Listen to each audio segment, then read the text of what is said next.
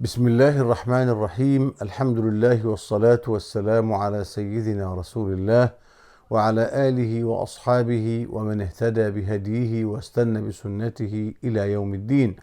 أيها الإخوة الكرام الأحباب، أيتها الأخوات الكريمات، السلام عليكم ورحمة الله وبركاته ومغفرته ورضوانه، وبعد. فهذا بحول ربنا تبارك وتعالى هو اللقاء 71 بعد 100 من لقاءات مشروع ال1000 يوم لحفظ القرآن الكريم.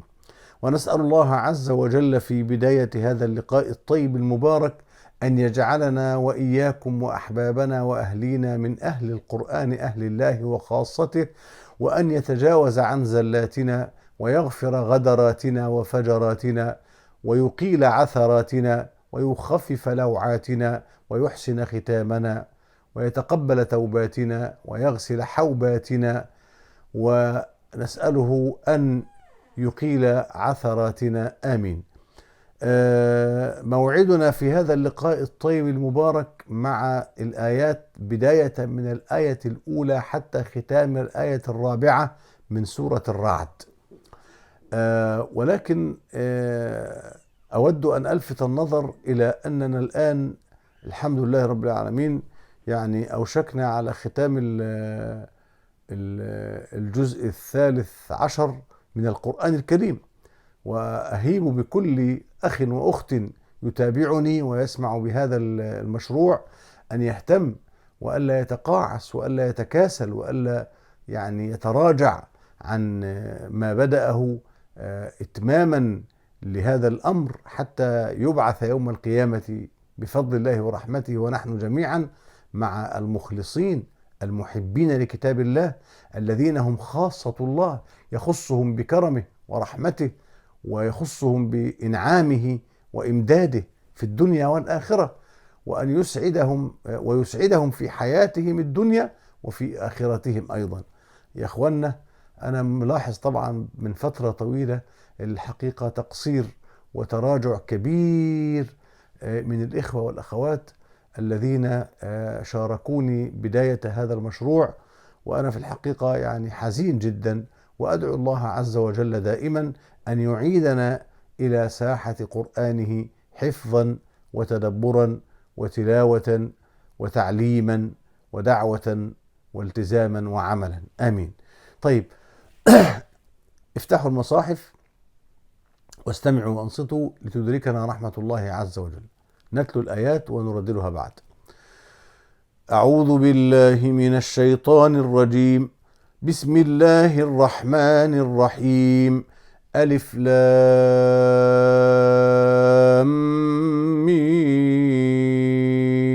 ميم را. تلك آيات الكتاب والذي أنزل إليك من ربك الحق ولكن أكثر الناس لا يؤمنون. الله الذي رفع السماوات بغير عمد ترونها ثم استوى على العرش وسخر الشمس والقمر كل يجري لأجل مسمى يدبر الأمر يفصل الآيات لعلكم بلقاء ربكم توقنون. وهو الذي مد الأرض وجعل فيها رواسي وأنهارا ومن كل الثمرات جعل فيها زوجين اثنين يغشي الليل النهار إن في ذلك لآيات لقوم يتفكرون. وفي الأرض قطع متجاورات وجنات من أعناب وزرع ونخيل صنوان وغير صنوان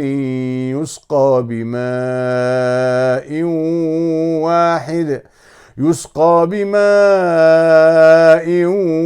واحد ونفضل بعضها على بعض في الأكل إن في ذلك لآيات لقوم يعقلون. نردد الآيات.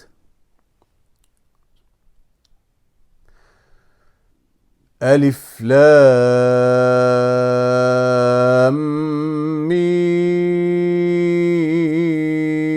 ميم را.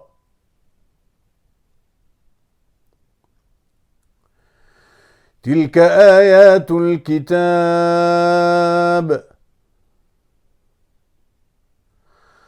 والذي أنزل إليك من ربك الحق ولكن أكثر الناس لا يؤمنون.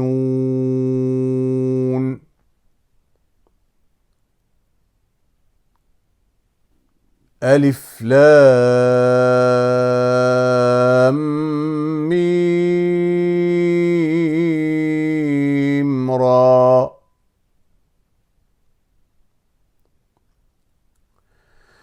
تلك آيات الكتاب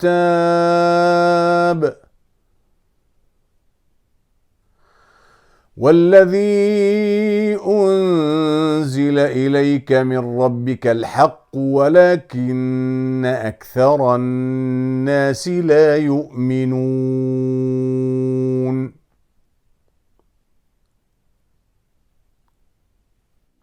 ألف لام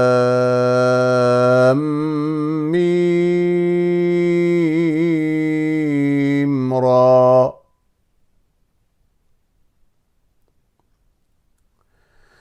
تلك آيات الكتاب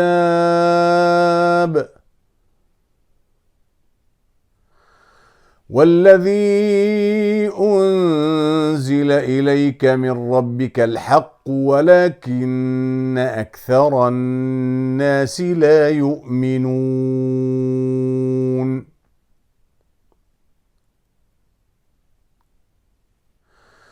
الله الذي رفع السماوات بغير عمد ترونها ثم استوى على العرش وسخر الشمس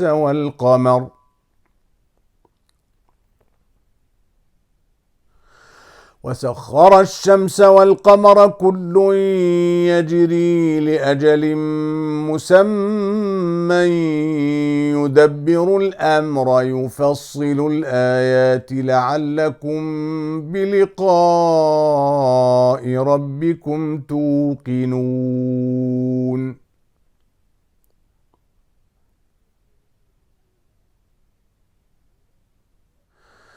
الله الذي رفع السماوات بغير عمد ترونها ثم استوى على العرش وسخر الشمس والقمر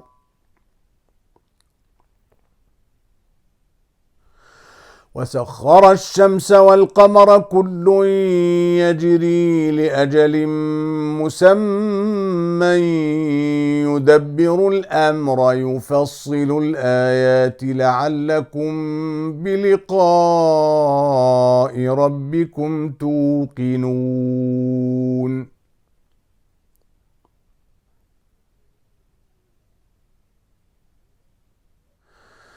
الله الذي رفع السماوات بغير عمد ترونها ثم استوى على العرش وسخر الشمس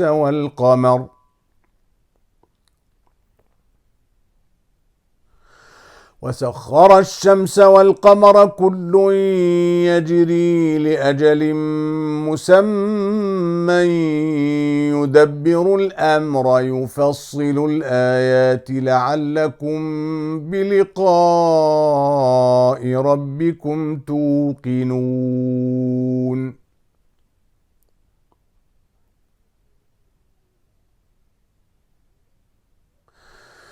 وهو الذي مد الأرض وجعل فيها رواسي وأنهارا ومن كل الثمرات جعل فيها زوجين اثنين يغشي الليل النهار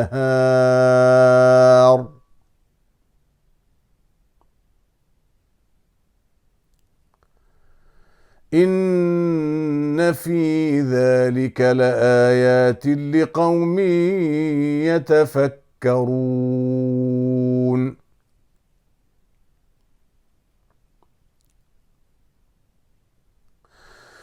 وهو الذي مد الأرض وجعل فيها رواسي وأنهارا ومن كل الثمرات جعل فيها زوجين اثنين يغشي الليل النهار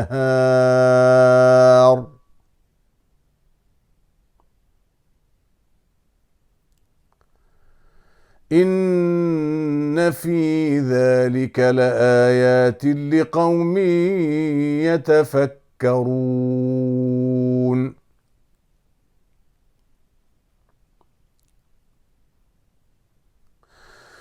وهو الذي مد الأرض وجعل فيها رواسي وأنهارا ومن كل الثمرات جعل فيها زوجين اثنين يغشي الليل النهار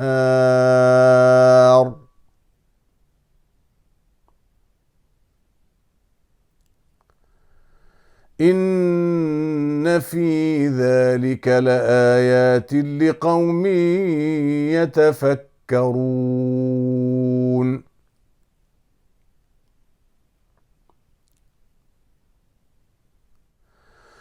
وفي الأرض قطع متجاورات وجنات من أعناب وزرع ونخيل صنوان وغير صنوان يسقى بماء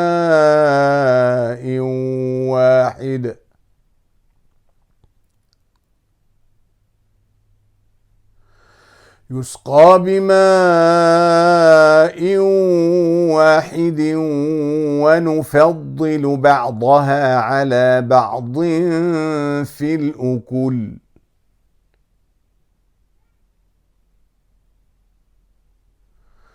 إن في ذلك لآيات لقوم يعقلون.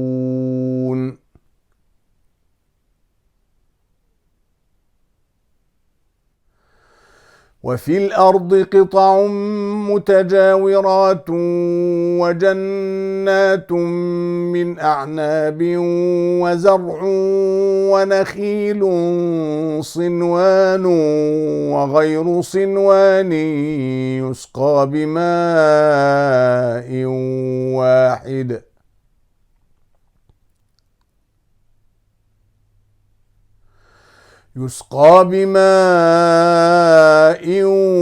واحد ونفضل بعضها على بعض في الأكل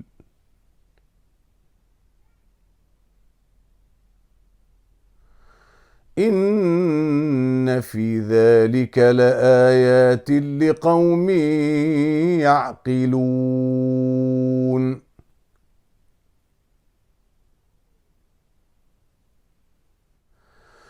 وفي الأرض قطع متجاورات وجنات من أعناب وزرع ونخيل صنوان وغير صنوان يسقى بماء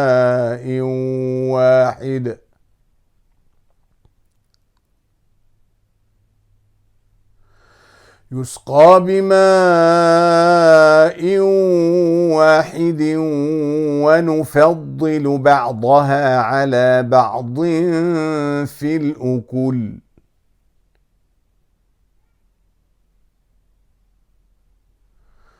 إن في ذلك لآيات لقوم يعقلون.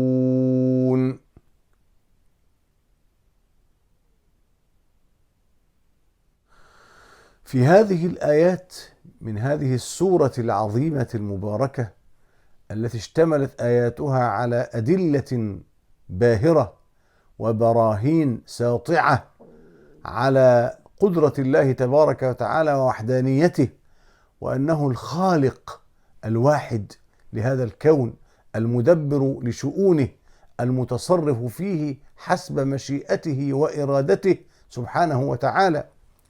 وحدثتنا عن البعث بعد الموت، وعن جزاء الملتزمين والمؤمنين في الآخرة، وعن جزاء المعاندين المكذبين في الآخرة أيضا، وعن نصر الله سبحانه وتعالى وتأييده لعباده الصالحين.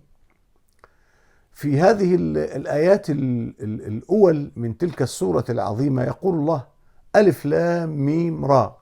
وقد مر بحضراتكم من قبل نماذج لهذه الحروف المقطعة التي بدأت بها بعض سور القرآن العظيم: ألف لام، ألف لام ميم، ألف لام ميم صاد، ألف لام را، ألف لام ميم را. وكما سيأتي أيضا طه، كاف ها يا عين صاد، حاميم عين سين قاف، طاسين طاسيم ميم حاميم إلى آخره. يعني حسب الصور التي بدأت بتلك الصور ستمر بنا كما مر بنا من قبل. الحروف المقطعة هذه فيها كلام كثير، لكن أنا يعني أكثر ما أستريح إليه أنها على سبيل التحدي والإعجاز. هي حروف من جنس الحروف التي ينطق بها العرب أهل الفصاحة والبلاغة والبيان، لكن من يدري حقيقتها ومعناها وما تشير إليه؟ ليس إلا الله عز وجل. فالأولى بنا أن نذعن وأن نقبل وأن نؤمن بهذا. فكل الآيات القرآنية من الله، وتلك الحروف أيضا آيات من الله عز وجل، لكن هل استطاع العرب رغم بلاغتهم وفصاحتهم أن يحددوا لها معنى؟ لا، لم يستطيعوا. ولذلك فيها آراء كثيرة من العلماء، من يقول إنها أسماء للسور أو إشارة إلى بعض أسماء الله عز وجل. أنا هذا الكلام لا يشغلني كثيرا، لكن أكل علمها وأفوض الأمر في ذلك إلى الله عز وجل منزل الكتاب. ألف لام ميم را، تلك آيات الكتاب. هذه الآيات كلها ما سبق وما هو آت إلى ختام القرآن آيات الكتاب، آيات الكتاب الذي أنزله الله. تلك آيات الكتاب العظيم العزيز المعجز الحكيم، والذي أنزل إليك من ربك الحق. القرآن الذي أنزله الله إليك يا محمد عليه الصلاة والسلام عن طريق الأمين جبريل عليه السلام، إنما هو من الله تبارك وتعالى، ليس هناك دخل لمخلوق فيه، ولا ملك ولا نبي ولا رسول ولا أبدا. والذي أنزل إليك من ربك الحق ولكن أكثر الناس لا يؤمنون. للأسف الشديد أكثر الناس كما سبق بنا في سورة يوسف: وما أكثر الناس ولو حرصت بمؤمنين. سبحان الله العظيم. وإن تطع أكثر من في الأرض يضلوك عن سبيل الله. لا إله إلا الله. إذن الغالبية من البشر منكرون، كفرة، معاندون، كذابون، جاحدون، ولكن أكثر الناس لا يؤمنون. ثم بدأت الآيات تعرفنا بالمولى الكريم الحق، بالملك القوي المتين: الله الذي رفع السماوات بغير عمد ترونها. الله بقدرته وعظمته وجبروته الذي رفع السماوات أمام أنظاركم وأعينكم، 7 سماوات طباق بغير عمد ترونها، إذ لو كانت لها عمد لرأيتموها، أو كما قال بعض العلماء بغير عمد مرئية، يعني قد يكون لها عمد لكنها عمد غير مرئية. وسبحان من أبدع هذا الصنع، بديع السماوات والأرض، أنى يكون له ولد ولم تكن له صاحبة. سبحانه وتعالى تنزهت عن كل هذه المنكرات ذاته العلية سبحانه وتعالى. الله الذي رفع السماوات بغير عمد ترونها. في بعض العلماء قالوا ان الجاذبية الأرضية قد تكون عمد، يوم يعني يشاء الله عز وجل لقيام الساعة أن تقوم ينزع هذه الجاذبية فتتساقط الكواكب والسماوات. هذا لا يشغلني، أنا مؤمن بأن الله خلق السماوات بغير عمد ترى، هذا الذي يعنيني، بغير عمد ترونها. ثم استوى على العرش، استوى استواء يليق بذاته سبحانه وتعالى. ليس لي الحق وليس لعقلي المحدود أن يحدد كيف استوى. كيف استوى؟ لا. سئل الإمام مالك ابن أنس رضي الله عنه وأرضاه ورحمه عن الاستواء، فقال: الاستواء معلوم، والكيف مجهول، والإيمان به واجب، والسؤال عنه بدعة. السؤال عن كيفية الاستواء بدعة، لأنه فوق طاقة العقول البشرية المحدودة. لكن استوى، أقول استوى استواء يليق بذاته الأقدس. ولذلك حينما تأتي يعني هذه العبارة القرآنية ونظيرها من القرآن، استوى على العرش، علي أن أقول: الله أعلم بمراده سبحانه كما وصف نفسه، آمنا به كل من عند ربنا. ما عنديش قدرة عقلية، أنا لا أدري ما الذي يحدث خلف هذا الحائط الذي أمامي، فكيف أبحث في شيء يعني يخرق العقول ويخرق الكون كله؟ لا أستطيع.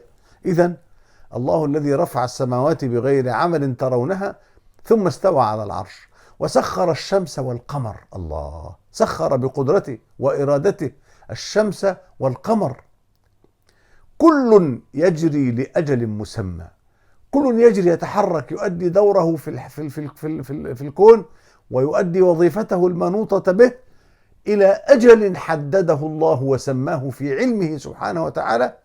يوم يعني يأذن بقيام الساعة فترى الشمس كورت، والنجوم انكدرت، والجبال سيرت، والعشار عطلت، والوحوش حشرت، والبحار سجرت، والنفوس زوجت، والسماء انفطرت، والكواكب انتثرت، والبحار فجرت، والقبور بعثرت. نسأل الله أن يحسن خواتيمنا وأن ينجينا من أهوال القيامة. كل يجري لأجل مسمى يدبر الأمر. الله الله الله فقط هو وحده هو المدبر لكل أمر، يدبر الأمر كله، أمر الخلق، أمر العباد، أمر الآدميين، أمر الحيوانات، أمر الحشرات، أمر الملائكة، أمر السماوات، أمر الأراضين، أمر العوالم التي نعلمها والتي لا نعلمها، أمر الكائنات المختلفة في الكون، أمر عالم البكتيريا، عالم الميكروبات، عالم البحار، عالم المحيطات وما فيها وما حوت سبحانه وتعالى، عالم الجن. يدبر الأمر، كل الأمر، يفصل الآيات. يفصل الآيات لمن؟ لعباده، يعلمهم بها ويعلمهم إياها. يدبر الأمر يفصل الآيات. لماذا؟ لعلكم بلقاء ربكم توقنون، لتوقنوا بلقائكم بربكم، أو بلقاء الله بكم يوم القيامة، يوم البعث بعد الموت والحشر والنشور والسؤال والحساب والميزان والصراط والثواب والعقاب. يدبر الأمر يفصل الآيات لعلكم بلقاء ربكم توقنون. نعم، آمنا بك يا رب، وأيقنا بكلامك، وآمنا بكل ما أمرتنا به، فثبت اللهم على الإيمان قلوبنا. إن في ذلك لآيات لقوم يتفكرون. في هذه الآيات الكونية والآيات القرآنية دلائل قوية واضحة لقوم لهم فكر، لهم تفكر، لهم عقول عاملة، لهم عقول باصرة وقلوب مستنيرة. نعم، وليس لكل أحد. وهو الذي مد الأرض، وهو الذي مد الأرض، بسطها وخلقها وجعلها فراشا لمن؟ لعباده. وهو الذي مد الأرض وجعل فيها رواسي، الجبال جعل الجبال لترسي الأرض أوتاد، فالأرض على ماء، ولو تركت هكذا بدون أوتاد مثبتة لمادت واضطربت بمن فوقها، ما استطعنا أن نبني فوقها أو أن نحفر فيها أو أن نزرع أو إلى آخره. كما قال: ألم نجعل الأرض مهادا والجبال أوتادا. سبحانه وتعالى، سبحانه وتعالى. وهو الذي مد الأرض وجعل فيها رواسي وأنهارا، أنهارا فيها الماء العذب لحياة الناس، وجعلنا من الماء كل شيء حي تشرب منه الزروع وتروى منه، وكذلك الحيوانات والبهم، وكذلك البشر وكل المخلوقات التي تحتاج إلى الماء، فقد جعل الله من الماء كل شيء حي. وأنهارا ومن كل الثمرات. الله على قدرة الله، الله على رحمة الله وعلى نعمة الله التي لا حدود لها، وإن تعدوا نعمة الله لا تحصوها. ومن كل الثمرات التي يحتاج إليها البشر والخلق جعل فيها زوجين اثنين، جعل من تلك الثمار صنفين يحتاج إليهما البشر والمخلوقون. ومن كل الثمرات جعل فيها زوجين، أي في الأرض زوجين اثنين، يغشي الليل النهار. النهار يكون مضيئا عامرا بالحركة، فإذا بالليل يأتي في آخر النهار يغطي الليل النهار، فيسكن الناس ويستريحون من عناء يوم كامل، وتنام المخلوقات. سبحان الله العظيم، كل حسب ما يأتيه الليل في وقته. فأنتم تعلمون أن الليل يختلف من مساحة في الأرض إلى أخرى، يعني الليل في استراليا غير الليل في بريطانيا، غير الليل في بلاد المشرق، غير الليل في بلاد المغرب إلى آخره. سبحانه القدير المتعال سبحانه وتعالى. إن في ذلك لآيات، يغشي الليل النهار، إن في ذلك لآيات لقوم يتفكرون. سبحانك يا رب. ثم تأتي الآية العظيمة، وكل آيات القرآن كذلك: وفي الأرض قطع متجاورات. من الأدلة القوية على قدرة الله وبديع صنعه في الكون أن في الأرض قطع متجاورات متلاصقات. وهذه الأرض اللي هي وتلك القطع المتجاورات التي يجاور بعضها بعضا فيها جنات من أعناب وزرع ونخيل، صنوان وغير صنوان. كلمة صنوان يعني إيه؟ يعني قد تجد نخلة في حفرة واحدة فيها نخلتين، يعني حفرة كده فيها نخلتان اثنتان، لهذا كلمة صنوان. كما جاء في الحديث: الرجل صنو أبيه، يعني هو صنو أبيه يعني إيه؟ قطعة منه، فالنخلتان في قطعة واحدة. سبحان ربي العظيم القدير. وفي الأرض قطع متجاورات وجنات من أعناب. جنات أي مزارع وارفة مليئة بالأشجار المختلفة من أعناب وغيرها، والأعناب مختلفة أيضا في طعومها وألوانها. وزرع متعدد مختلف متباين، ونخيل صنوان وغير صنوان. والنخيل هذا ينتج تمرا مختلفا أيضا، يعني كم رأينا في أنواع التمور، تمر شكله كذا وحجمه كذا وهذا كذا وهذا كذا وطعمه مختلف، يعني هذا سكره أكثر وهذا أقل وهذا. سبحان الله القدير. والدليل إيه الدليل على قدرة الله هنا؟ كل هذه الزروع المختلفة والثمار والنخيل وكذا وكذا في أرض كلها تسقى بماء واحد. تسقى بماء واحد، هو ماء واحد فعلا، ومع ذلك فهي مختلفة في الطعوم والألوان والأشكال.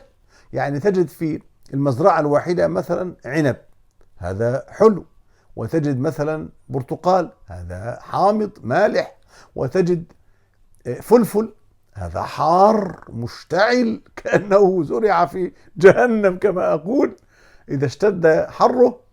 وحرقته، لكن كل هذا ينتج بماء واحد. سبحان الله العظيم، سبحان الله. يعني ماء واحد ولكن الطعوم والأشكال والألوان مختلف. هذا قدرة الله التي عملت فيه. يسقى بماء واحد، ونفضل بعضها على بعض في الأكل، نفضل بعض الثمر على بعض. هذه ثمرة حلوة، وتلك حامضة، وتلك يعني نضيجة، وتلك غير نضيجة، إلى آخره. طيب، إن في ذلك لآيات أيضا. والله نعم، صدقت يا رب. إن في ذلك لآيات لقوم يعقلون. يجوا بقى الناس اللي بيقول لك إن الكون ما خلقته الطبيعة وهي التي تسيره. أي طبيعة عمياء صماء التي تسير هذا وتنظم هذا النسق الذي لا يقدر عليه إلا الله؟ يعني أنت عاوز تريد أن تقول لي إن الزروع والثمار مع اختلاف طعومها وألوانها وأشكالها، الطبيعة اللي عملت كده طبيعة عمياء. والله أنتم أصيبت قلوبكم بالعمى. نسأل الله أن يبصرنا وأن ينير قلوبنا وعقولنا بالإيمان به سبحانه وتعالى. أكتفي بهذا، فإلى أن نلتقي، بارك الله فيكم. ولا تنسوا مشاركة الدروس ومشاركتي على قناتي على اليوتيوب. جزاكم الله خيرا كثيرا، وأستودعكم الله، وصلى الله على سيدنا محمد، والسلام عليكم ورحمة الله وبركاته.